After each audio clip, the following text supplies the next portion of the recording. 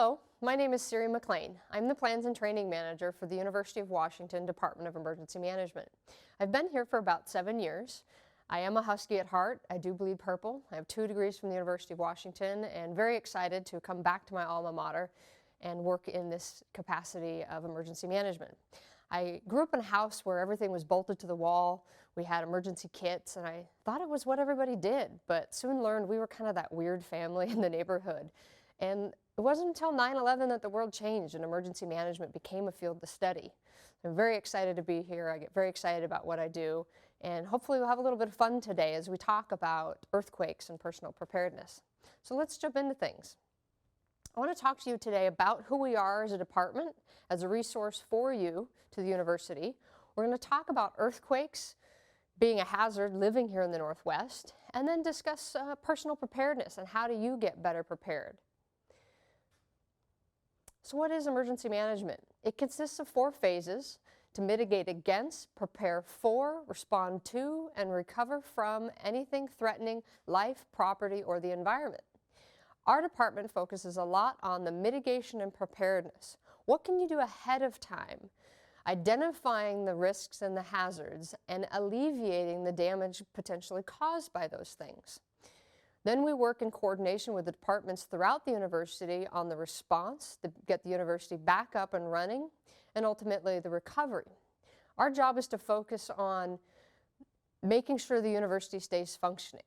The university never closes. We may shut down, close campus operations for winter storms, so go to suspended operations, but we don't close. We have a responsibility to make sure that the hospital stays functioning, the research labs, the students that are here on campus. So we are constantly focusing on those main things, making sure the university stays functioning. So our department, there are 4 of us. We are the smallest department within the Facility Services Department. Steve Sharvat, our director, myself, your Plans and Training Manager. Stacy Smith, our newest hire, is our Seismic Resiliency Manager, who's really focusing on getting the university more prepared when it comes to the seismic issues such as we're talking about today. And Scott Preston, who is our business academic and research continuity. He focuses on the departments and making sure the departments are prepared, whereas I focus on the people. The university doesn't function without its people.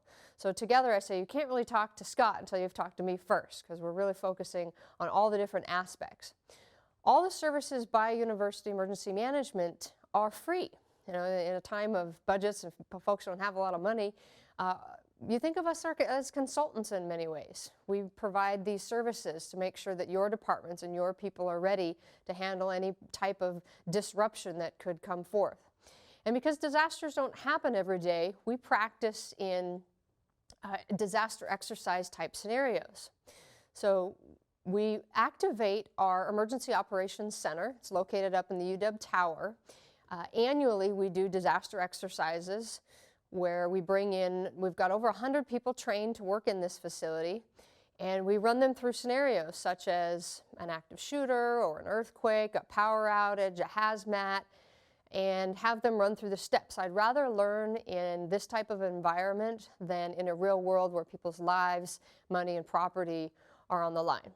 But the Emergency Operations Center, we received a federal grant from the government that allowed us to build out this space on a partnership that we build with the City of Seattle. So the UW's Emergency Operations Center, known as the EOC, is also the backup to the City of Seattle. It's a really great partnership we have with our local jurisdiction. But again, the purpose of this center is a coordination facility where all people come together to have a coordinated response to our campus in time of a major incident and for decision making. This is where the president and the policy cabinet can also convene, and we provide them information to make decisions on, do we shut down certain parts of campus or other events that are high level decisions need to be made. So that's a little bit about us, who we are, and the resources. One more slide I want to talk a little bit about is the planning pyramid here at the University of Washington. This helps people understand all the different phases that we have. And the foundation of preparedness starts with the individual. That's personal. Again, the university doesn't function without its people. So then we move to the program that I talked about earlier that Scott runs, is the Business, Academic, and Research, which we call BARC. This is working with the departments themselves. Then you may have heard of what's called an EEOP. This is the Emergency Evacuation and Operations Plan. This is the building-specific plan as far as how people evacuate and coordinate according to their building. And then we have unit response centers, which are department-specific, such as IT, Housing and Food Services, Health Sciences, larger departments that need their own like mini EOC to coordinate in the times of a major event. And oftentimes they can activate before we activate if they've got a minimal event. And then this all feeds up into the All Hazards Emergency Management Plan for the university that oversees all of the university facilities. All right, so let's have some fun. This is the fun part. What are we talking about today? The difference between an emergency and disaster. Do these two terms mean the same thing? Or have you ever really thought about it? What are you trained to do in an emergency? From the time we're little, you're trained to do what? Call 911.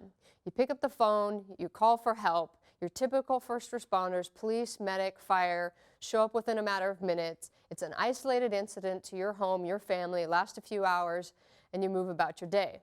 What we're not trained to deal with are disasters. You pick up that phone, and there's nobody on the other line. The line is dead, it's jammed, because the entire region is trying to call for help at the exact same time. Your typical first responders are overwhelmed. It's no longer my little home, my city, it's an entire county, region, state that has been impacted by this disaster. So I ask you, who become the first responders in this scenario? It's us. We do. We don't have the phone to pick up and call somebody for help. It's those that are with us, around us, in our community, in our neighborhood, in our offices. We are the ones that are going to be there to help one another in this time of disaster. The situation doesn't last a few minutes. This is days, weeks, months. It gets bigger. This concept of self-sufficiency is what I want you to think about today as we talk about preparedness. How do we become more self-sufficient as individuals and help one another take care of each other in times of disaster? So, anybody new to this region? You know, the Pacific Northwest is earthquake country. Most people don't think of the Northwest as being earthquakes, as a place for earthquakes. It is California that's always talked about as earthquakes. Well, I'm here to inform you that the worst disaster has not hit the world yet until Cascadia ruptures off our coastline. That we do have a very significant impact here in the Northwest. But if you look at this image and that bullseye in the middle of this page, anybody kind of remember what that is? That's the New Madrid Fault. Changed the direction of the Mississippi in the 1800s, one of the largest earthquakes in our country's history. But we don't think of earthquakes again in the Midwest. Now, you have an earthquake in Virginia several years ago. That earthquake was felt all the way from Maine to Florida. The entire coast felt that earthquake. Now, when California has an earthquake, do we feel it in Washington? No.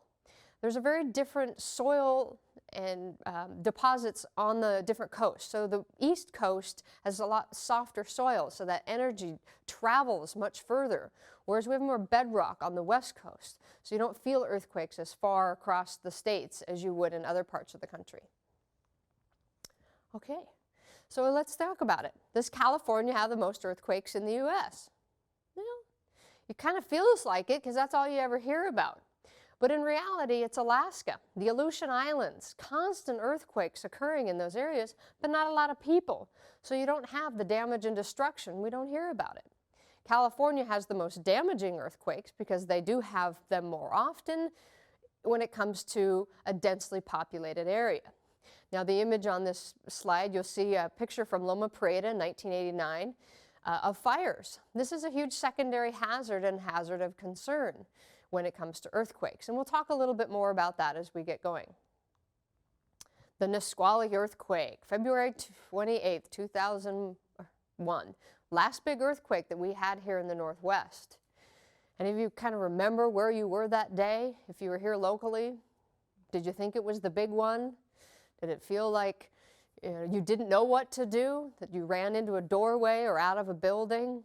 I was actually working in a high-rise building in downtown Bellevue on the 17th floor, and that earthquake was only 45 seconds. But in a high-rise building, it took 2 minutes for our building to settle. Over the loudspeakers, they made an announcement, everybody evacuate the building, which is the last thing you want to do in a high-rise building, is to evacuate thousands of people to stand under a glass building and wait for aftershocks. So what do you do during an earthquake? Well, we're going to talk about that. So do you get in a doorway? This is actually what they used to teach. So if that was your first reaction, that yes, that's what I was always told, that's okay. But times are changing as we're learning. And what we want to teach you is drop, cover, and hold. Now these unreinforced masonry buildings, these brick buildings, in an earthquake, the only thing left standing would be the wooden door frame. So thus they used to say, stand in a doorway. But during the Loma Prieta and Northridge earthquakes, what they were finding is people were standing in doorways, bracing themselves in the door, and they were actually losing their fingers. You are a target when you're standing in the doorway. I want you to be the smallest target in the room. In this country, we have different building codes. We do not expect our buildings to completely crumble, as you've seen in other countries around the world. So when I say drop, cover, and hold, you are protecting yourself from non-structural items. Think of the room as a box, and for the most part, it's going to stay intact. It's going to get shaken up quite a bit. And it's all the stuff inside that can harm you. So the earth starts to shake. I want you to immediately drop to the ground, take cover under a table if you can, and hold on to that table because it may move around and you want to use it as a shield. If you can't get under something, I want you to drop to the ground, find an interior wall away from windows, and back yourself up to the wall, putting your neck, your back spine against the wall. Crouch down as small as you can with your arms and legs in front of you. I can heal faster from a broken arm and a broken leg than anything hitting my interior organs or damaging my spine, my neck, my back, okay? So crouching down as small as you can, being the smallest target in the room. If you are in a theater, I want you to drop down between the seats so that if anything falls, it hits the back of the seats and you're protected between the seats. If you're in your car, pull over to the side of the road. Do not stop on an overpass or an underpass in any way, and wait in your vehicle. There's a lot of great information on our website that talks about the different things that you should do before, during, and after an earthquake. All right, so not to get too scientific, but I want you to understand a little bit about the types of earthquakes that exist here in the Northwest. It's known as the triple threat. There are 3 types of earthquakes, from deep, crustal, and subduction. Off our coast, the Juan de Fuca plate is diving underneath the North American plate. Where they're locked is known as Cascadia, but it's a subduction zone. These are the largest type of earthquakes in the world. The Pacific Rim, for which we live on, is known for subduction zone earthquakes. These are those where one plate is actually diving underneath another. Deep earthquakes are deep within that plate and crustal cracks at the surface. So the most common earthquakes we have here are deep earthquakes, about 30 to 50 miles below ground, occur about every 10 to 30 years, no aftershocks really, no tsunami, but are pretty significant in damage. From 1949, 1965, 2001, I consider these a hiccup. And I personally wouldn't mind another little hiccup to wake people up to the reality of the type of earthquakes that exist here in the Northwest. The second major earthquake type is the subduction zone. And the biggest one for us is called Cascadia. It sits off our coast. It's where the Juan de Fuca plate is diving underneath the North American plate. It's about 600 miles long from Northern California all the way up to Vancouver Island. With Nisqually, it was about a 45-second earthquake. With Cascadia, it could take 5 minutes for this entire thing to rupture. Now, history has shown that it is ruptured in pieces, and it is also what they call unzipped, where the entire thing ruptures. This is where there's a big concern of what does 5 minutes of shaking look like. The last time this ruptured was January of 1700. They know this based on studies of our sunken forests, soil deposits, Native American history, as well as stories from Japan of the time a mystery tidal wave, they thought, showed up. Now remember, tsunamis are not caused by the tides. It has nothing to do with the tides. It's a displacement of water caused by the earthquake itself. Now, I personally love to go to the coast. I go there every summer, but every time I go there, I don't sleep real well because I get a little nervous when it comes to this earthquake, as I recognize that when this ruptures, we've got 15 minutes to get to high ground. So my poor friends, I take them through this routine where they all get in my car and we practice driving the routes. So when you go to the coast, please pay attention to these evacuation signs. They're there for a reason. You've got limited time to follow a very designated route to get yourself to high ground. So the next earthquake of concern here in the Northwest are the crustal and surface faults. These are cracks at the surface. And I like to think of them in many ways as fingers going up over the mountains and cracking and making what is the beautiful Pacific Northwest. But for the university, our concern is the fact that all three campuses sit on one of these surface faults. The Seattle fault is actually of more concern than Cascadia itself because of our proximity. And when I say a surface fault, the last time this ruptured, about 1,000 years ago, the ground actually cracked and lifted 6 feet. That's really not something I want to experience, but it is a hazard and it's something I need to recognize living here.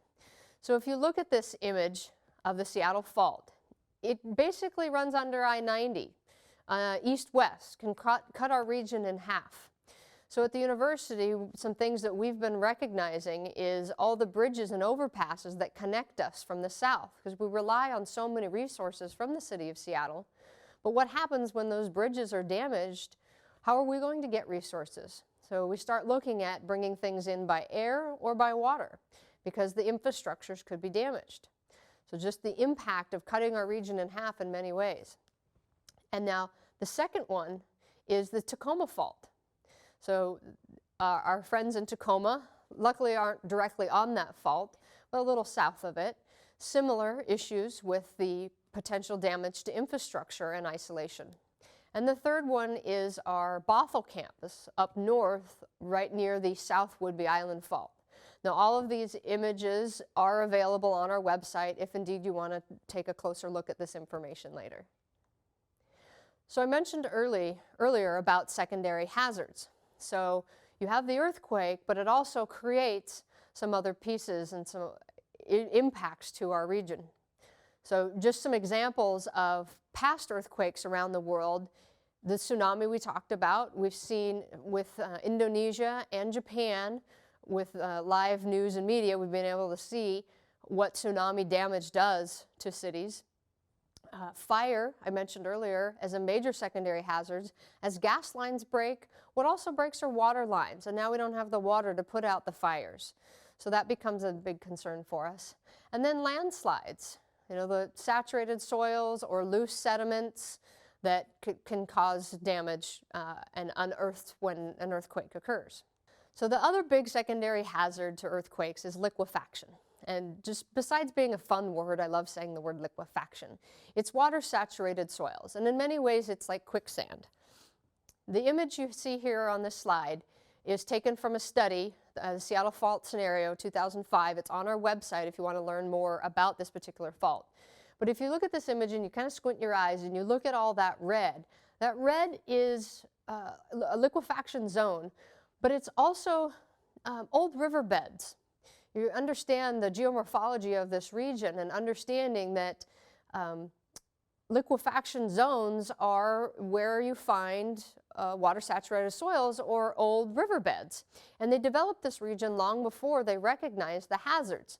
So from the Port of Seattle through Kent, Auburn, Tacoma, the other port, they put all the major distribution centers in this area and all this development long before recognizing the hazards. So there is work being done in these areas to retrofit and build some more redundancy, but there will be an impact to our infrastructure based on just some of these vulnerabilities. Now, if we look in the U District area, there's one little red dot. That particular is the E1 parking lot in the University Village, where we have a little concern for liquefaction, but no real concern here on main campus as we do sit on more bedrock. Now, the other images that you see on this slide are from the Kobe earthquake In 1995, they had severe damage done to their port, which is something we could see. Nisqually 2001, there was some damage throughout the city, and in Olympia there's that image of liquefaction. And then Christchurch, New Zealand. If you want to see a really good example of what liquefaction can do to a city, Google Christchurch, New Zealand. Really great examples. We have a lot of scientists and engineers from the Seattle region traveling back and forth to Christchurch right now over the last several years, trying to learn from that sister city of what the impacts would be to our region based on what they experienced. Oh, fun liquefaction. So is there a potential for a tsunami in the Seattle area? The Seattle area would not be impacted by a tsunami from the Cascadia Fault rupturing, but it would be impacted from the Seattle Fault rupturing as it crosses the south end of Seattle. Now, I've had many parents call concerned that, the campus would be impacted. We're up on bedwork, we're too high, there's no threat to a tsunami to the university campus. The biggest threat with the Seattle Fault and the tsunami is more the south end.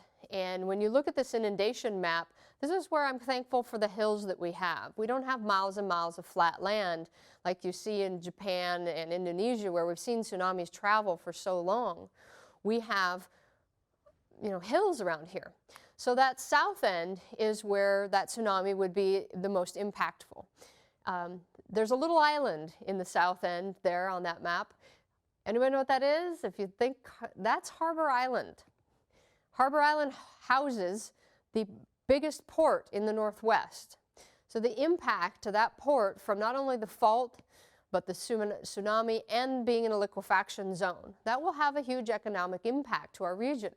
So starting to take that into consideration when we look at why do we need to be prepared. So how do you get to and from work? Have you ever really thought about this? There's an image here of the traffic map on a normal day in Seattle. It's not raining, it's not snowing, there's no football game, and we've got serious traffic problems. There's an image here of the evacuation out of New Orleans. This could easily be everybody in Seattle trying to evacuate at the same time after the snowstorm around Thanksgiving.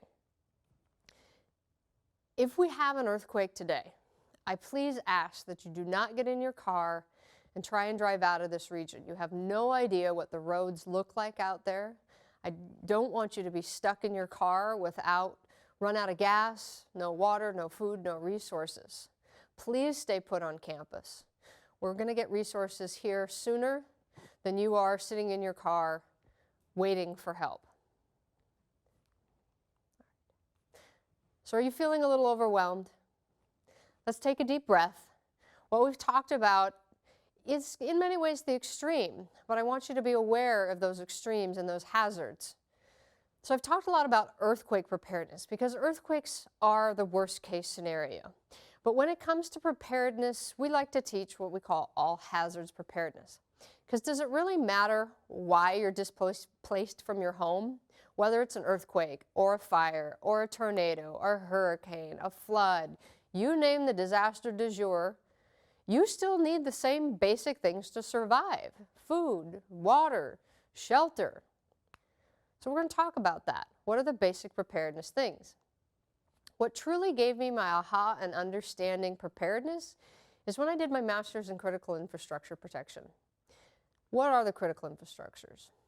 Well, in many ways, it's the systems that help keep us functioning as a society that are so vital to our existence. Without them, it could be debilitating. So the government put together the National Infrastructure Protection Plan to start looking at these things and identifying what can we do to build better protection on our critical infrastructures. So what are they? The top 7 critical infrastructures. 1 being agriculture.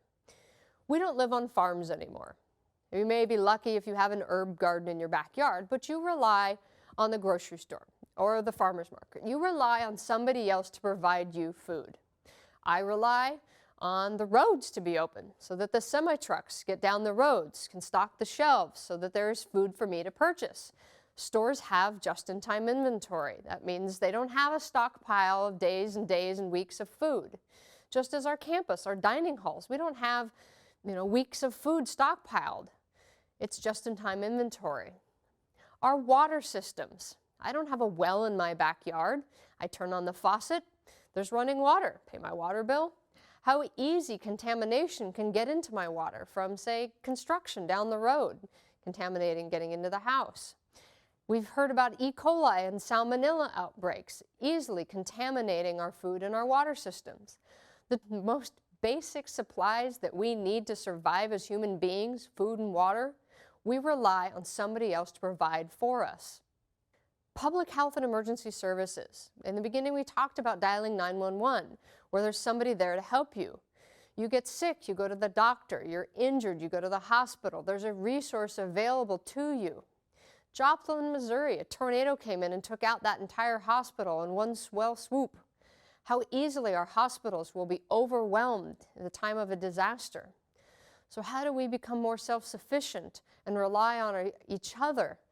How many of you have basic first aid CPR skills so that you can assist your friends and family after a disaster when you're injured and you can't get a hold of 911 right away? That resource that you rely on every day. Information and telecommunications. How are you going to find out what's going on in the world? What's one basic emergency supply you think you could have to help you find out what's happening? How about a battery or a hand crank radio? The holidays are coming, birthday gifts for friends and family. Everybody gets an emergency radio, right? Energy. It's your power system. How do we function these days without energy? It's an old infrastructure that we're actually dealing with more and more on campus, is the aging infrastructure and the impacts. With winter and winter storms coming in, we deal with power outages. But again, it's one of those vital infrastructures I'm relying on somebody else to provide for me to function. Banking and finance. Do you have cash in your mattress at all times? Probably not. Most people, my paycheck, it automatically goes in, it automatically goes out. I hardly ever see it. You go to the grocery store, assuming the roads are open, you're going to buy your groceries, you assume the power is on, and I'm going to use that little plastic thing or to buy something. Okay? In the 2006 power outage, I went to the grocery store to get wood for my mom, and they were open, but it was cash only. Remember to have cash on hand.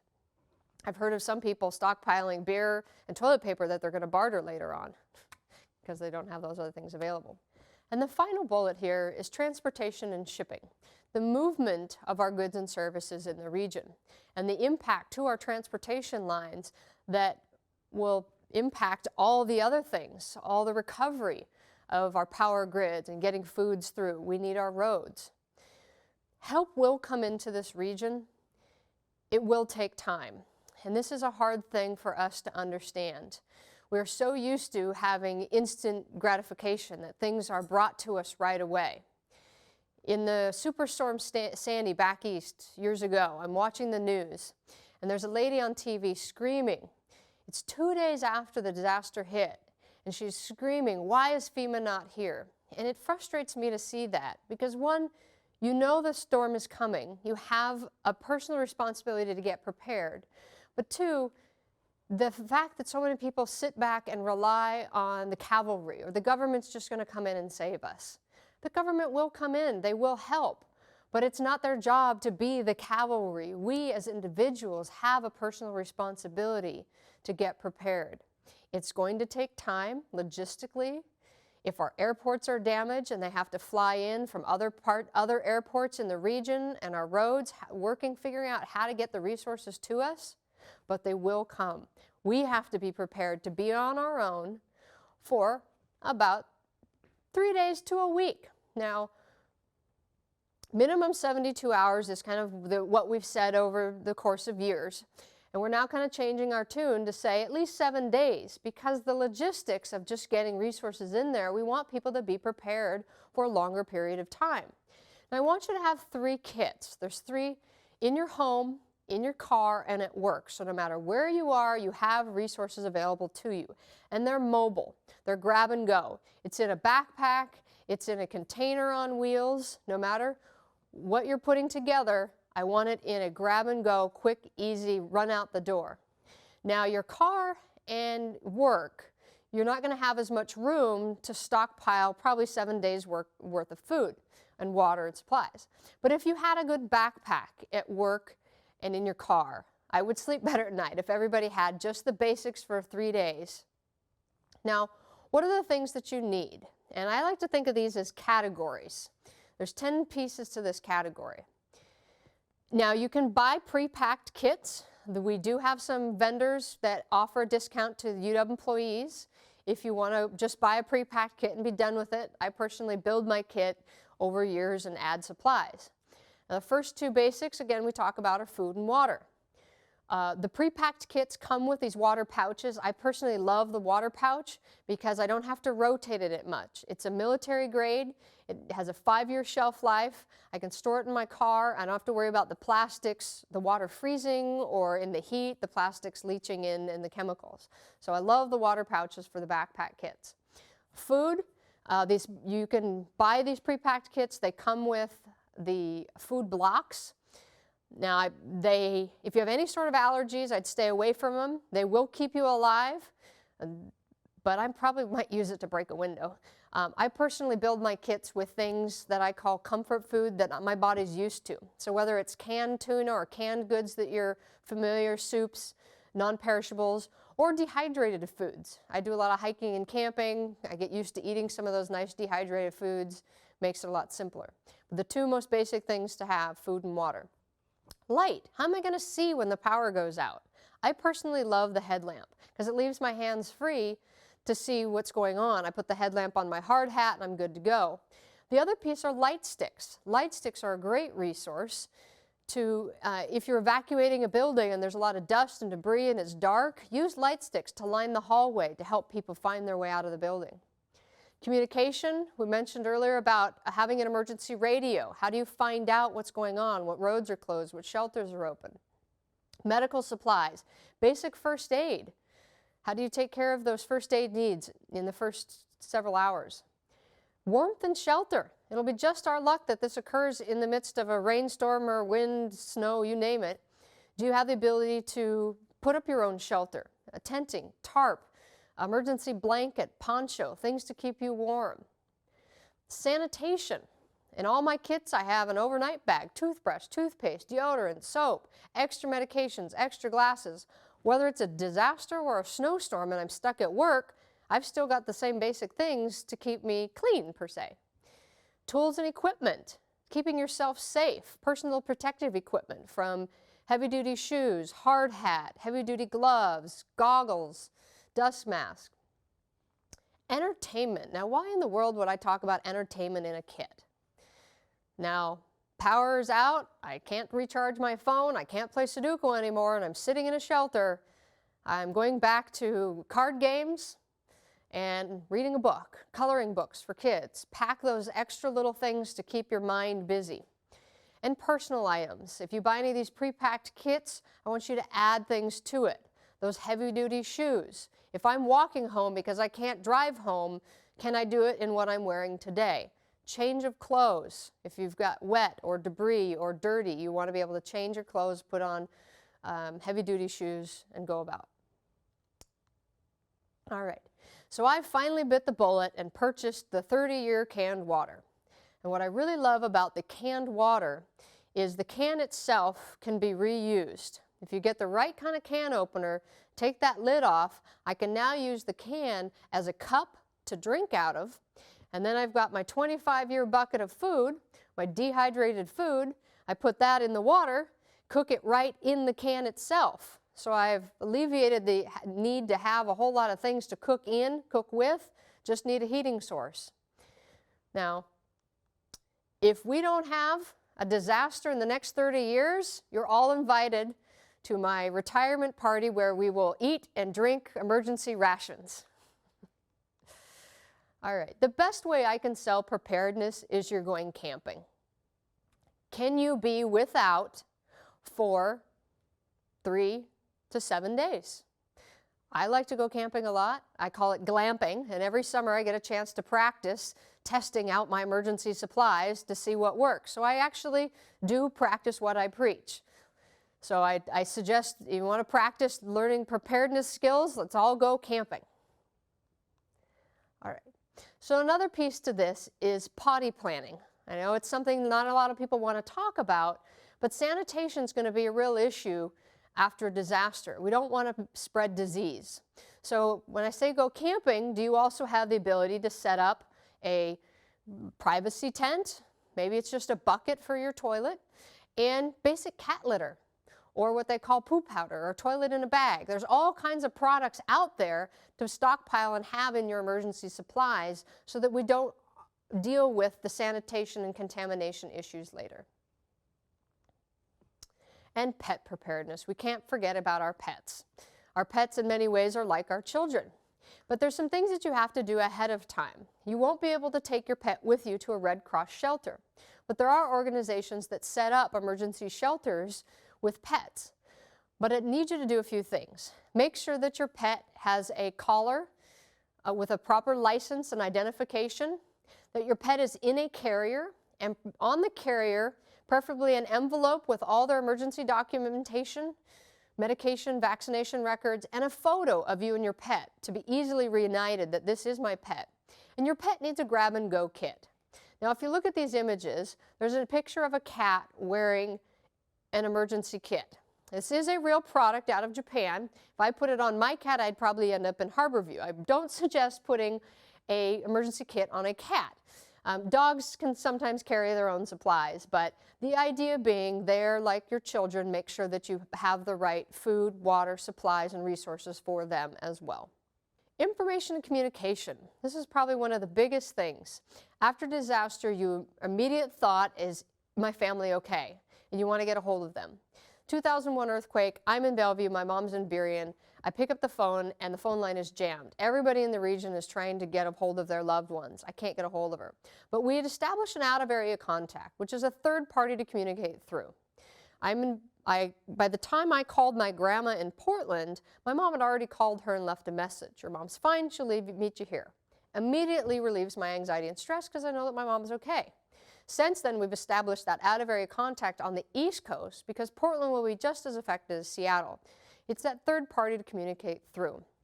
I want you to talk to your family about a communication plan. Have a toolkit, different ways of communicating. Write down. You can go to our website, and there's a link to emergency contact cards. I want you to print out, write down on a hard copy that phone number and put it in your emergency kits. If you end up going into a shelter, there'll be a phone bank where you can make a phone call and be able to contact your out-of-area contact if indeed your cell phone has died. Now remember that text messages go through faster than a phone call.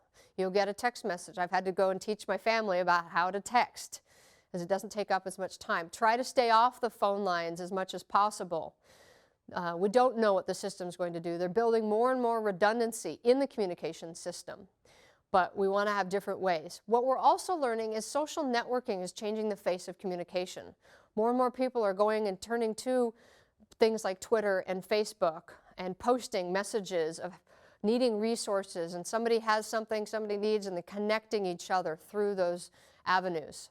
The cell networks and companies have the ability to go into disaster zones and actually set up what they call a COW, a cell on wheels, to bring back that network and establish so that people can have the ability to communicate. And the last one here is a basic whistle. I carry a whistle with me at all times on my badge, not only just for basic safety, but in case of an earthquake. I drop, cover, and hold, and I'm now trapped under that table. I'm not going to be able to yell for very long. There's a lot of dust and debris, but that high-pitched whistle can help rescuers come find me. It's a great communication tool to have with you. I want to talk for just a minute about the emergency communication here at the university to help you understand the process of how we notify you. If you haven't signed up yet, please sign up for UW Alert. You can go to our website to find that information. This is our mass notification system.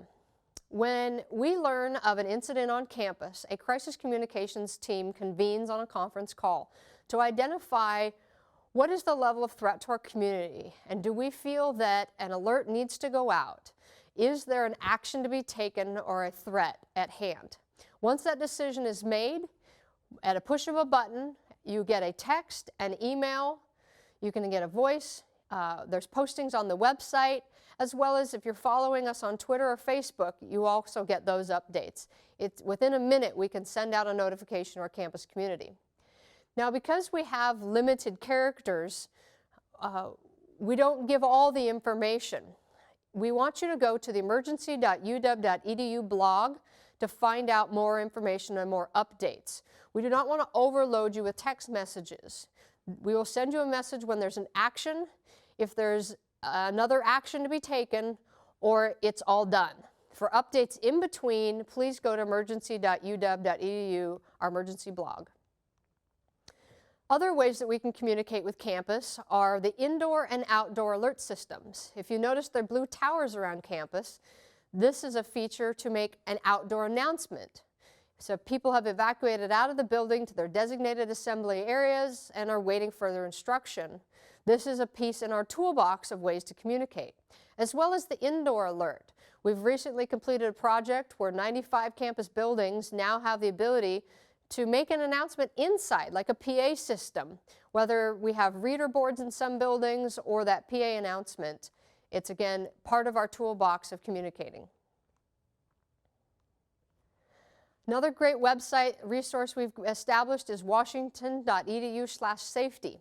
It's a one-stop shop of resources when it comes to anything related to emergency, safety, security on our campus. There's many departments that handle various functions, and it often causes confusion for folks that, who do I talk to? You really don't care who you talk to, you just want the topic.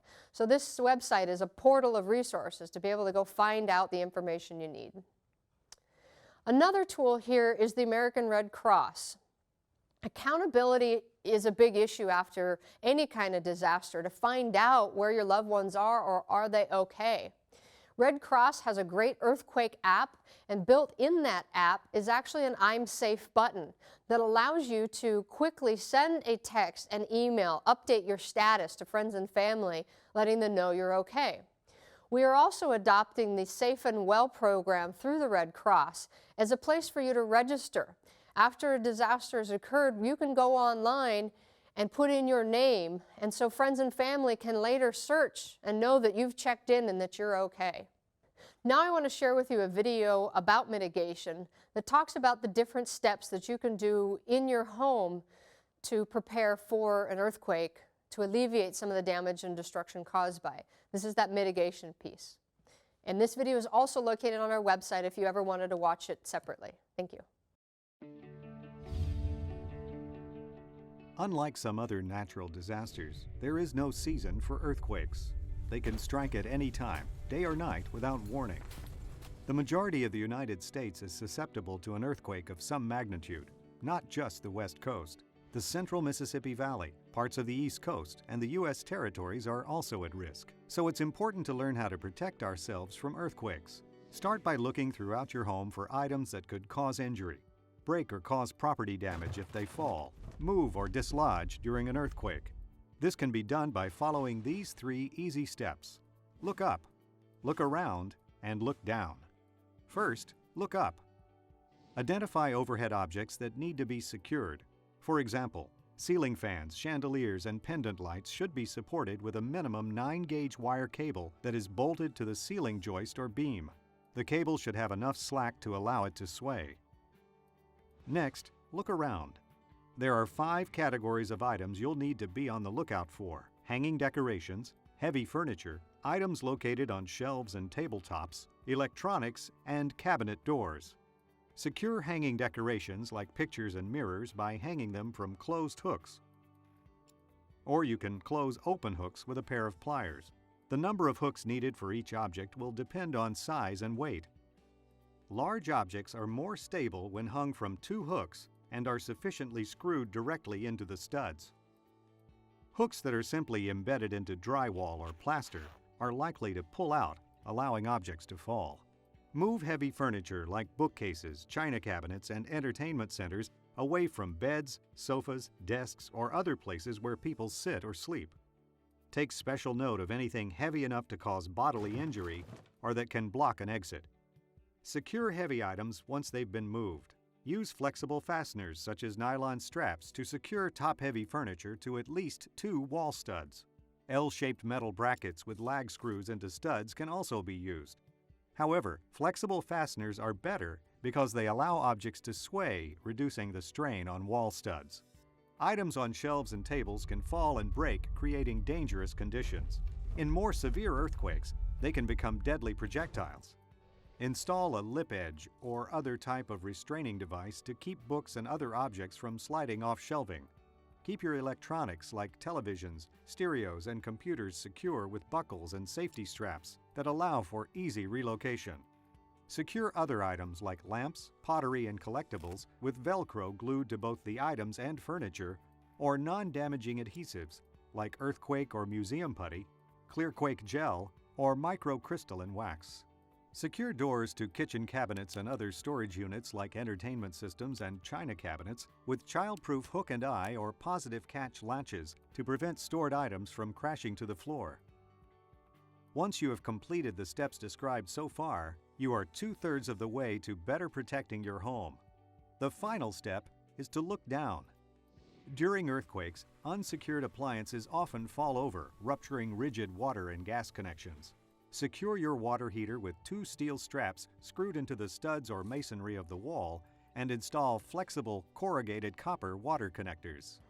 Post-earthquake fire can be as deadly and destructive as the earthquake itself and often starts with gas leaks. Make sure appliances such as stoves and clothes dryers have flexible gas or electrical connectors to reduce the risk of fire. Locate your gas shutoff valve and make sure you know how to turn off the gas supply to your home with the use of a wrench. Be sure to keep the appropriate wrench close to the gas valve.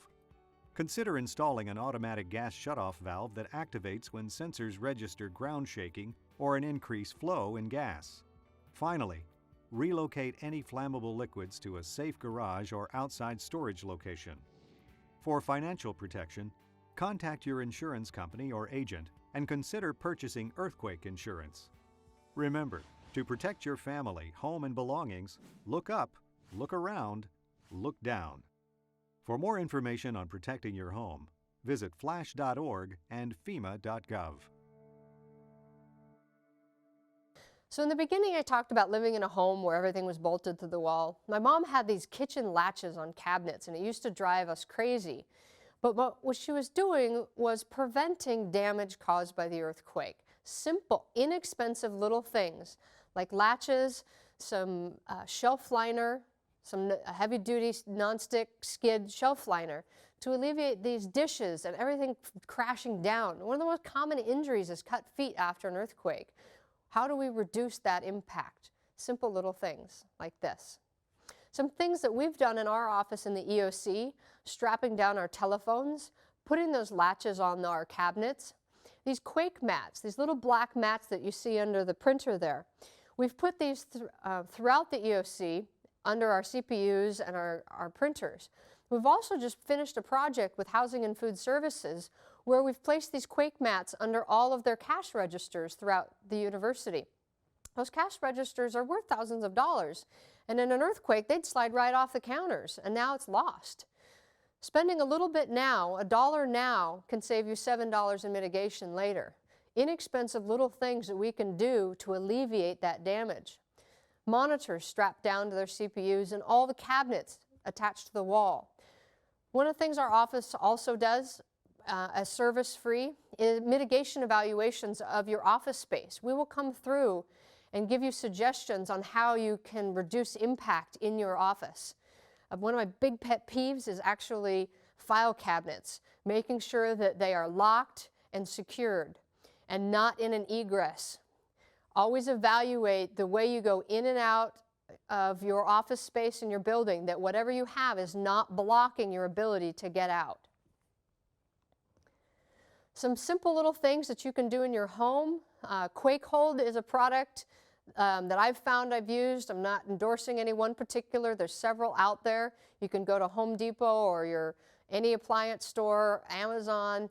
Little things to strap that heavy-duty TV down, bookcases to the shelves.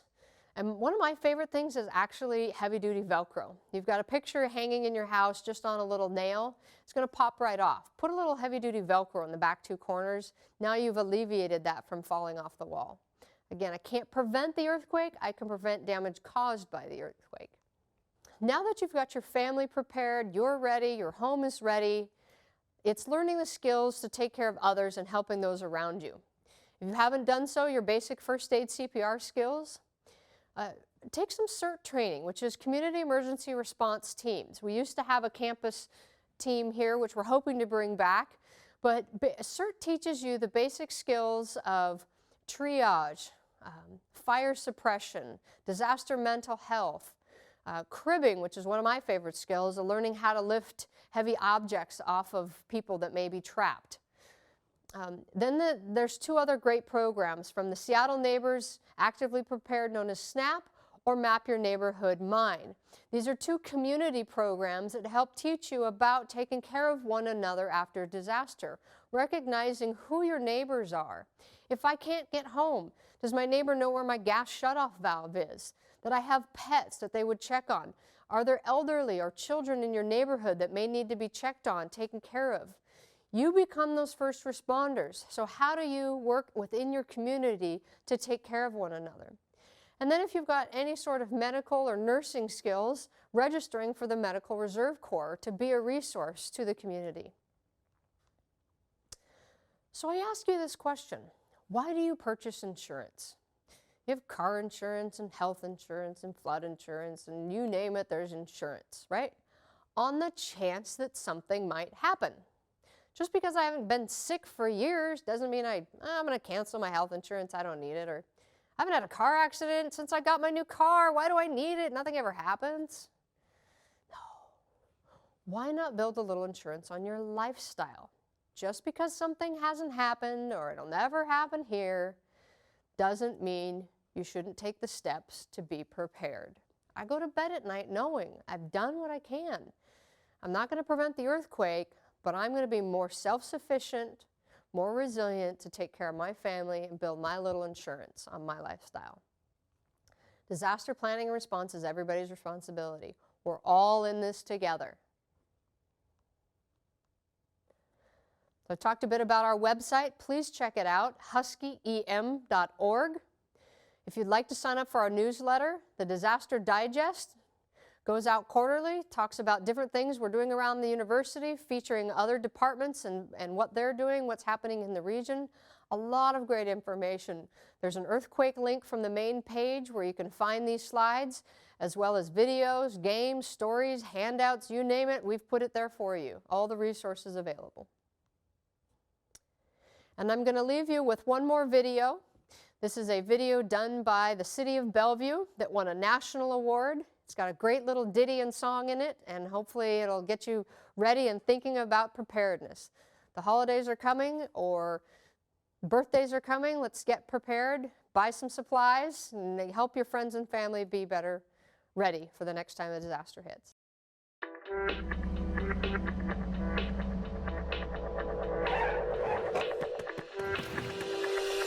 You know the earth here's gonna rumble.